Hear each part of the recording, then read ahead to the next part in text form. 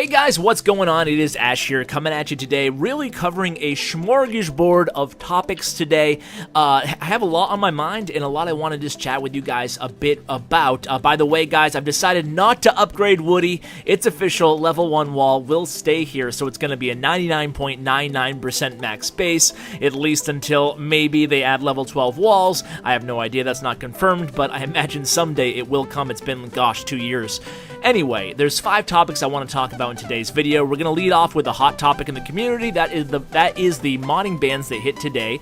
Number 2, I want to talk about a Trojan war that I'm having right now, hoping to raise up to $1 million for charity. You heard that right. $1 million raised inside Clash of Clans for charity, so a lot about that. And also I have an announcement to make about my channel, and I do want to touch very briefly on engineered bases, because it seems like there's another video and another comment thread every single hour. It used to be day, and now it seems like every hour on both YouTube and on certainly on the forums as well. So let's kind of hop right into it here with the first topic. You got a lot to get to, so it is obviously the big modding bans that came down today. And this was, by the looks of it, the most aggressive, certainly with the lifetime bans, and the largest sweep we've seen so far. So, first of all, quick disclaimer here, nothing I'm saying right now is from Supercell or official. It's just my speculation from what I hear and what I see around me.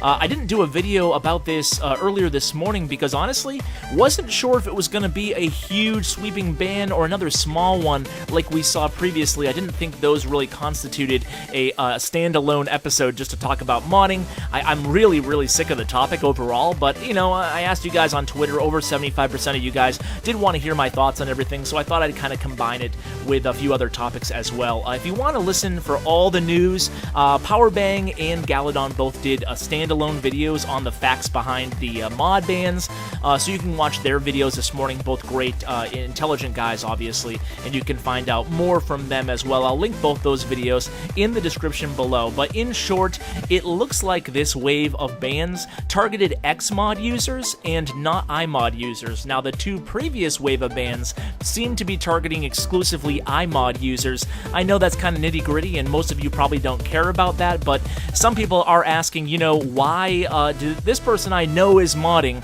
and they didn't get a ban, and this guy has never been warned before, and he got a lifetime ban, and that's just because there's 2 different software types, and this was just a different wave of bans. At least that's my impression now. So there are still going to be waves of bans to come, so this won't die down, and this is what we've been telling people for quite a while now, that Supercell is taking this seriously, and that kind of brings me to my next point here. Whether, you know, you guys know actually that I've been really critical of Supercell, and a little snarky too, especially on social media lately, and that's not usually my style, but hey, I have disagreed with some of the moves made by the team, and, you know, I'm entitled to my opinion. Maybe I haven't done the best job of expressing it, but whatever you feel about the team, you do have to give them credit for coming down really aggressively on, let's face it guys, some of their biggest spenders in the game. I mean, these are not Town Hall 3 accounts who just picked up the game and are installing Xmod.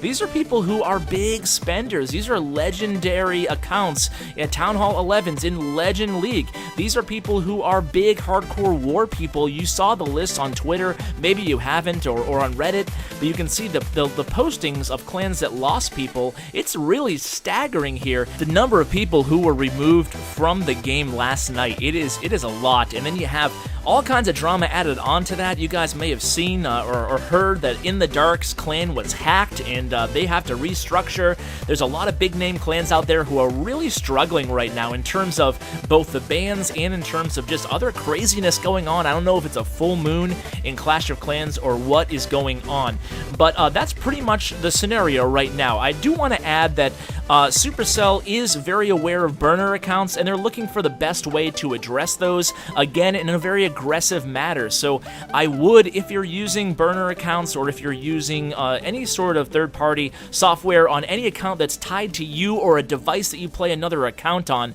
be very careful, guys. I would remove those devices, and the only way to do it safely is to factory reset your entire device, because we hear so many stories of people saying, I bought this device and we know all too well that unfortunately, or fortunately, some people might say, all those accounts are getting banned. Or if you share your account with somebody else and then they play it with Xmod, you might not even be aware it could be banned as well. We lost a few accounts in our family of clans. We have 8 clans, so you kind of expect it. But, you know, I mean, definitely fair play clans are not impervious to this as well. They're just as guilty as some openly modding clans. Some might argue even more so. So I don't really have anything to add to the conversation other than that, pretty much. I do just want to say that be very careful when sharing your account. I mean, technically, I feel like everybody's done it at one point, but you might have to get that last-minute raid in, but be careful who you give your account information to, because if they mod, you could be at risk for a permanent lifetime ban.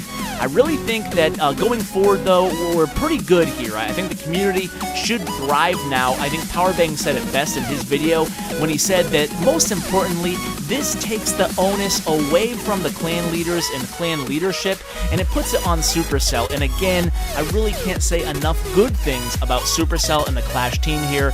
Huge kudos to them. They did a great job in really coming down and biting that financial bullet, taking a stand for the fair play community, with their eyes focused towards the future. I mean, I've been saying it almost since a year ago today. My very first video went up where I just kind of advocated that the game does need to be cleaned up in terms of third-party software if they do want to institute a new competitive mode, or at least it would really benefit everybody when we were on equal playing fields for that new mode. So, you know, that's kind of how I feel about everything, guys. In terms of the clans and the people who've been banned, it's not really my style to call anybody out. I mean, I don't think that these people need to be vilified. I don't think they're evil people.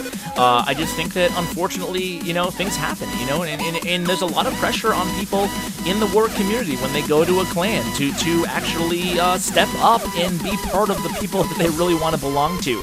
I'm not making excuses, I'm just saying that when you go 2 years plus of no policing on something, a lot of people can fall to the dark side, so to speak. So, you know what, it sucks if people lose their entire accounts, but that is the situation. So now hopefully, again, we can kind of turn the page and move forward in a pretty clean environment. Of course, Supercell will continue to issue these bans. Now, I know what a lot of you guys might be thinking is, Ash, what about these engineered bases? So you guys might have seen my engineered base video. Boy, did that video take a lot of heat. It spurred on 3 response videos by other YouTubers, and I think some people kind of got it twisted there. I was kind of just trying to present what an engineered base is and what a 0.5 base is, and talk about how I do, of course, I don't think that it's cheating. I don't think it's like modding. You're not using third-party software. I think it's just exploiting something that Supercell needs to kind of fix, and that's just a very flawed matchmaking process.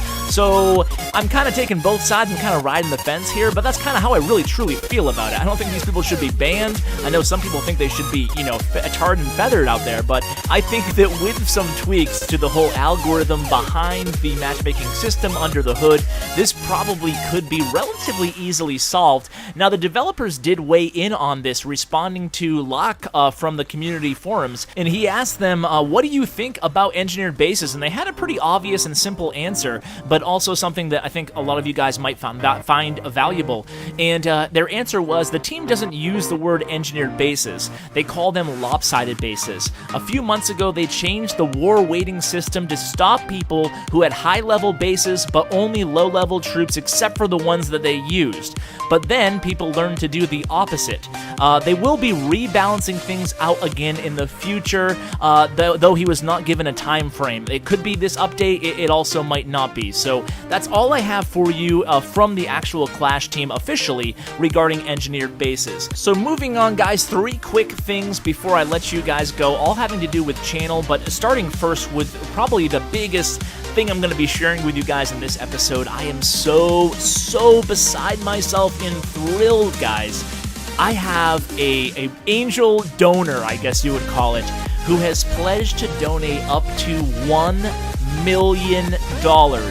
$1 million to the Baton Rouge flood victims, and this is just, I'm beside myself, guys. I just can't believe this. There'll be plenty more details coming at you guys soon regarding this, but in short, we're having another Trojan event. It will be my 3rd Trojan event on Clash of Clans, And what we're going to do is, for every viewer who comments with the hashtag I provide, something about Trojan charity or Trojan, something along those lines. But whoever comments that, this investor or this donator, I don't even know, philanthropist would be the word I'm looking for here, is going to donate $10 per comment. So if we can share this, get some help maybe from other YouTubers to share this. I don't even care if you dislike the video. I'm not even going to monetize the video. It's not about me here. I just want to help do as much good as I possibly can by spreading the word, and that's going to be happening really soon. So guys, I'm so excited about that.